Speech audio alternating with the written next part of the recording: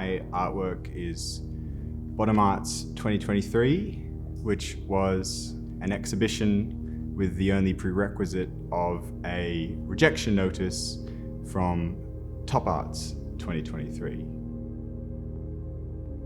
The idea started on a visit to Top Arts 2022. I think it's pretty natural to come to this exhibition and think about what isn't being represented, what isn't there, and what an alternative exhibition could have looked like.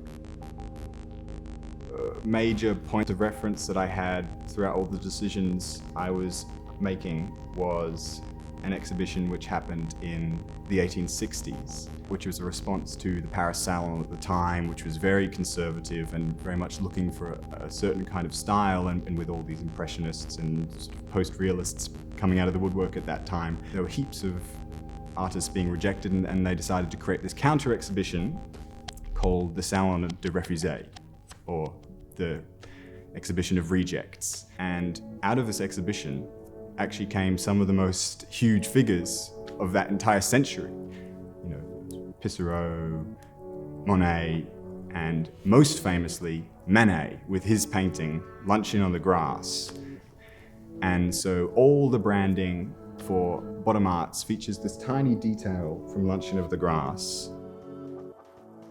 If you look at all the promotional and curatorial and design decisions that I made, the formatting is very closely following the style of the NGV and Top Arts in what I would probably describe as maybe an affectionate spoof. As far as what was most interesting and challenging, I would say really everything was interesting and challenging about doing this project. Certainly finding participants. I mean, getting a gallery is one thing, but I did not realize how huge of an effort it would be to try to get people actually on board with this, especially it being premised on their rejection. Oh my God, I messaged so many Tom Martins. But of course, you know, after a few months of what felt like just hitting a brick wall, suddenly things just started taking off. People started getting involved, and the project seemed to land on its feet.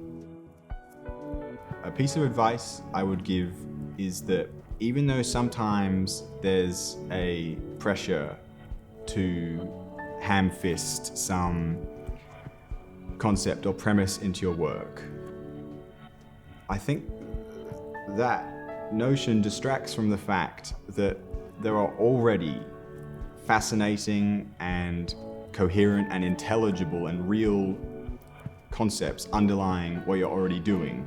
You should just make that your art. It will hold of its own.